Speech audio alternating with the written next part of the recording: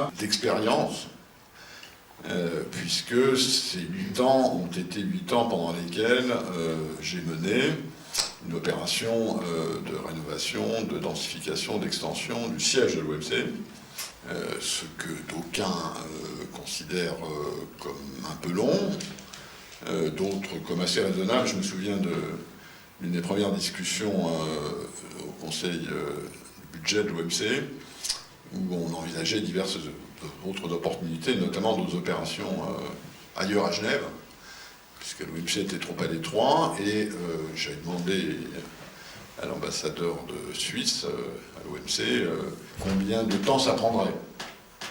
Et la réponse avait été 10 ans.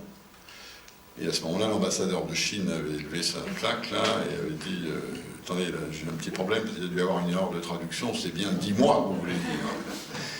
Et donc, finalement, ça n'a pris que 8 ans, mais ce sont 8 ans pendant lesquels j'ai, pas tout à fait quotidiennement, mais à peu près hebdomadairement, eu des contacts répétés, nombreux, non seulement avec la Confédération, qui a payé une bonne partie de l'addition, mais avec la municipalité, et avec le canton, jusque y compris une expérience de démocratie locale, puisque après avoir franchi toutes les étapes d'autorisation, de vérification par les bâtiments, les monuments, la sécurité, etc., j'ai décroché, après une longue négociation avec le conseil municipal de Genève, un permis de construire, moyennant des contraintes environnementales, énergétiques, etc. Et puis, une fois que j'ai eu ça, est arrivé un référendum d'initiative locale, ce qui, en gros, m'a obligé, si je puis dire, entre juin 2009 et septembre 2009, à passer à peu près 20% de mon temps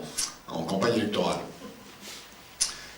Pour imaginer ce que pour un fonctionnaire élevé dans la tradition française, comme je l'ai été, même si j'avais un peu bourlingué entre-temps, le choc que représente l'idée qu'on doit faire une campagne électorale pour avoir un permis de construire. Et là, on commence à se rapprocher de votre question, si je puis dire. Il y a évidemment un choc de culture absolument considérable. Et ça, évidemment, c'est la grande différence avec la voisine. En gros, à Genève, comme ailleurs en Suisse, pas plus ni moins d'ailleurs à Genève qu'ailleurs, on vit dans un système décentralisé, aussi décentralisé que quand on passe la frontière, le système français peut être centralisé. On est vraiment aux deux extrêmes de la gamme. On est en Suisse et à Genève dans un système où les citoyens ont le pouvoir, ils en sont conscients, ils en sont fiers, ils veulent l'utiliser. Il suffit de voir le nombre de votations qui ont lieu tous les ans.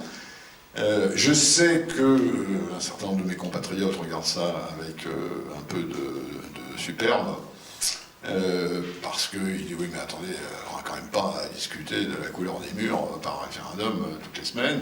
En gros aussi quand même, et je trouve que c'est effectivement une formule dont, à titre personnel ayant fait l'expérience de cette votation, j'ai tiré des enseignements pratiques tout à fait clairs. Si, à cause de cette votation, j'ai été obligé de plaider ma cause en face d'un public dans lequel il y en avait qui étaient pour, il y en avait qui étaient contre, ils avaient des arguments, des fois les arguments n'étaient pas très bons, pas très solides, mais bon.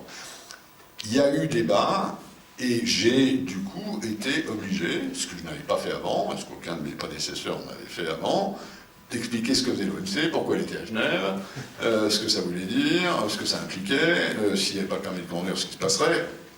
Message subliminal étant que, bon, s'il n'y avait pas le permis de construire, on irait peut-être voir ailleurs.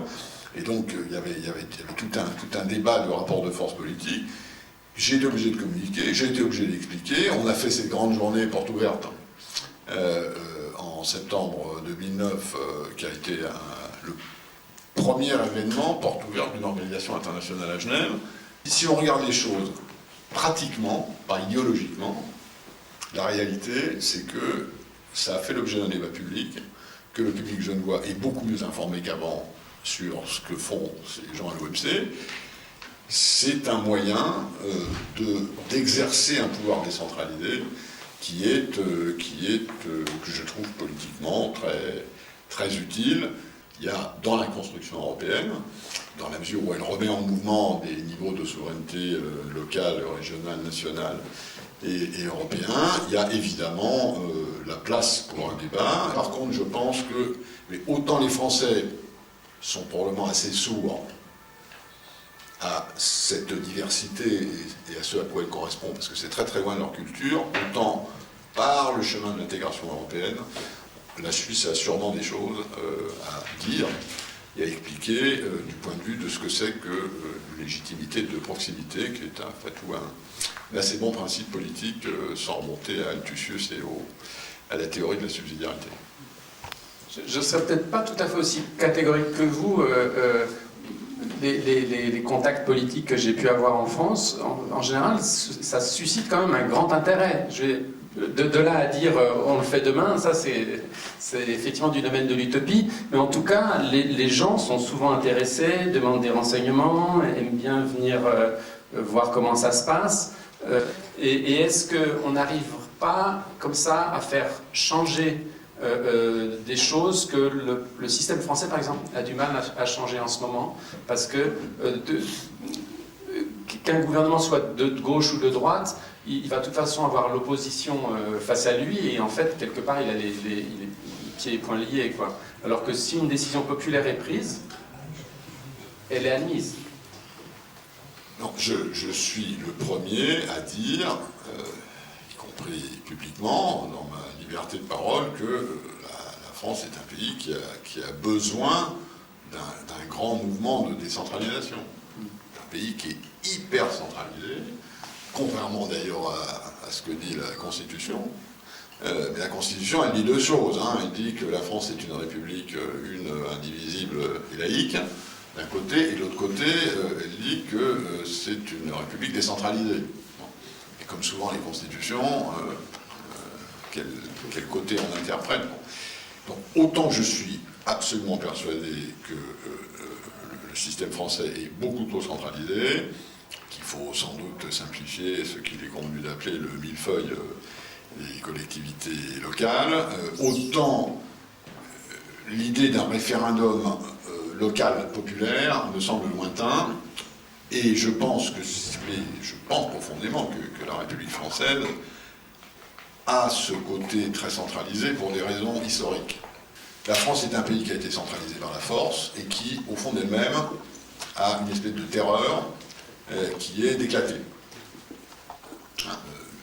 La Suisse, les Suisses n'ont pas ce problème. Et de ce point de vue-là, je crois que si on devait présenter une version de la décentralisation française en disant mais attendez, à ce moment-là, on va faire des référendums d'initiative locale, y compris pour les permis de construire, je pense qu'ils seraient terrorisés à l'idée de ce que ça donnera. Et donc sur le plan politique, je pense que, encore une fois, c'est plutôt parce que la construction européenne oblige à réétager, y compris dans les mentalités des appartenances, des niveaux de souveraineté, c'est plutôt par là que le modèle confédéral suisse est porteur de leçons, même si ces systèmes sont évidemment beaucoup plus faciles à pratiquer à une taille modeste, ce que j'appelle l'effet canoë. Quand on n'est pas beaucoup sur un petit bateau, s'il y en a un qui fait le zouave, les autres ont assez vite fait de lui expliquer que tout le monde va être à la baille si ça continue, alors que dans des esquifs plus grands, et dans des pays plus grands, il n'y a pas du tout ce principe de contrôle social. Dans la construction européenne, effectivement, introduire donc vous pensez qu'on pourrait introduire du référendum, en fait, c'est ça l'idée. C'est dans la Constitution. C'est dans la Constitution. Mais on ne les voit pas. Ouais, on ne les voit pas parce que ça met du temps, mais dans la Constitution européenne aujourd'hui, il y a une possibilité de pétition, à condition d'avoir un nombre de signatures suffisant, et donc une possibilité d'initiative populaire. Ça a été un des produits du lobbying suisse. Il y a des gens en Suisse qui voient un peu loin et qui se disent peut-être qu'en commençant avec des gros référendums, on pourra peut-être un jour arriver à des référendums plus petits, puis nous, peut-être qu'avec des référendums plus petits, on pourrait un jour peut-être aller vers des référendums moyens, et peut-être qu'un jour, il y aura un point de convergence entre les deux.